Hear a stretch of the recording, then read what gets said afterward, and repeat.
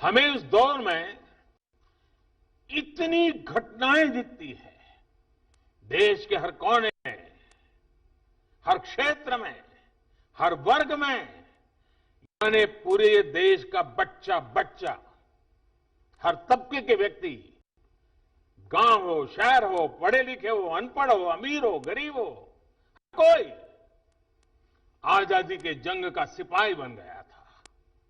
लोग एकजुट हो गए थे।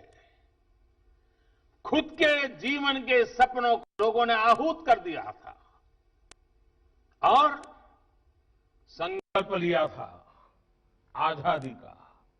और हमने देखा है कि 1920 टू 1947 तक की जो युवा पीढ़ी थी,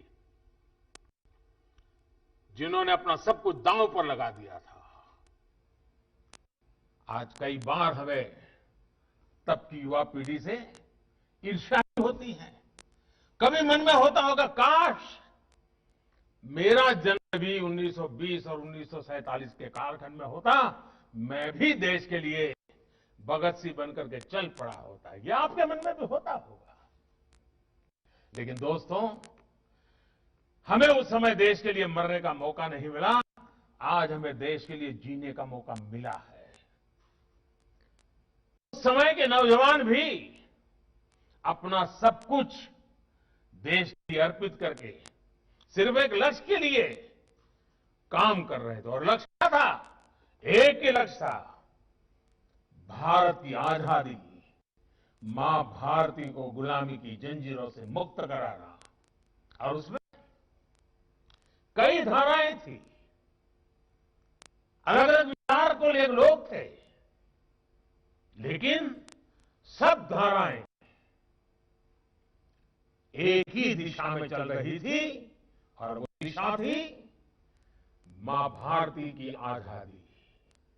चाहे महात्मा गांधी का नेतृत्व हो, चाहे सुभाष बाबू का नेतृत्व हो, चाहे भगत सिंह सुखदेव राजगुरु का नेतृत्व हो, चाहे वीर सावरकर का नेतृत्व हो, हर कोई, धाराएं अलग अलग होंगी, मार्ग अलग होंगे, रास्ते अलग होंगे, लेकिन मंजिल एक थी, मां भारती की आजादी। कश्मीर से लेकर के काला पानी तक हर कालकोठरी में, हर फांसी के फंदे पर से एक ही आवाज उठती थी, दीवारें एक ही बातों से गूंजती थी, फांसी की रस्सियां एक ही बात से सुशोभित होती थी, और वो नारा होता था, वो संकल्प होता था, वो जीवन की श्रद्धा होती थी, मां भारती की आजादी। मेरे नौजवान साथियों, आज हम उस दौर में नहीं है, लेकिन आज भी मातृभूमि की सेवा का अवसर वैसा ही है। अगर उस समय नौजवानों ने अपनी जवानी आजादी के लिए खपाई, तो हम आत्मनिर्भर भारत के लिए जीना सीख सकते हैं, जी करके दिखा सकते हैं। आज हमें आत्मनिर्भर भारत के लिए खुद ही एक आंदोलन बन जाना है, एक आंदोलन का सिपाही बनना है, एक आंदोलन का नेतृत्व करना है। आज हमें आत्मनिर्भर भारत के लिए हर हिंदुस्तानी को, और खास करके मेरे नौजवान साथियों, आपसे मेरी अपेक्षा है, हमें अपने आप को खपाना है। आज का भारत परिवर्तन के एक बड़े दौर से गुजर रहा है। आपके पास वर्तमान, आज का भारत परिवर्तन के एक बड़े दौर से गुजर रहा है।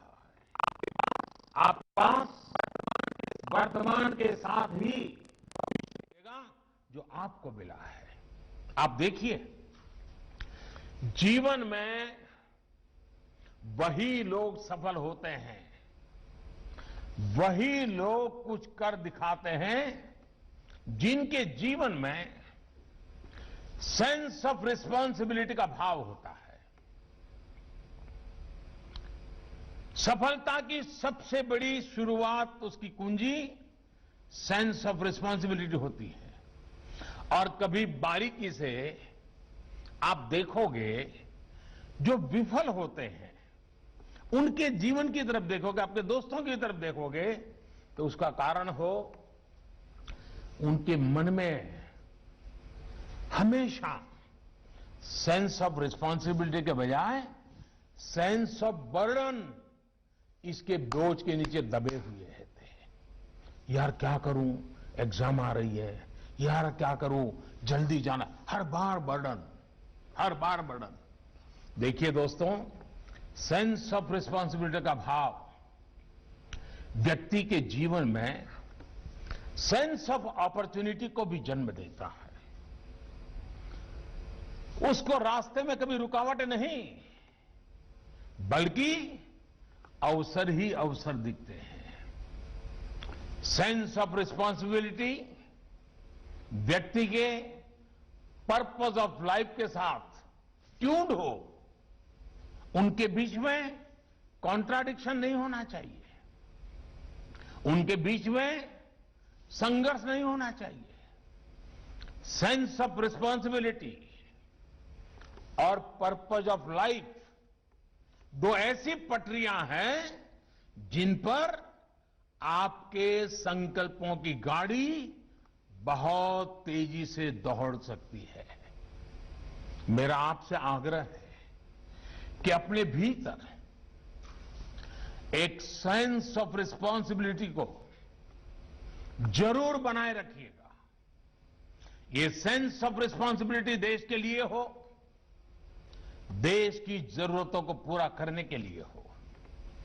आज देश अनेक सेक्टर्स में तेजी के साथ आगे बढ़ रहा है। साथियों, इच्छाओं के अंबार से संकल्प की शक्ति अपरंपार होती है। करने को बहुत कुछ है, देश के लिए पाने को बहुत कुछ है, पर आपका संकल्प, आपके लक्ष्य फ्रैगमेंटेड नहीं होने चाहिए, टुकड़ों में बिखरे पड़े नहीं होने चाहिए। आप कमिटमेंट के साथ आगे बढ़ेंगे, आप खुद में एनर्जी का एक विशाल भंडार भी महसूस करेंगे। आपके भीतर का जो एनर्जी का पूल है वो आपको दौड़ाएगा, नए नए आइडिया देगा, नई ऊंचाई पर ले पहुंचाएगा। और एक बात को आपको ध्यान में रखना चाहिए, आज हम जो भी हैं, जहां भी पहुंचे हैं,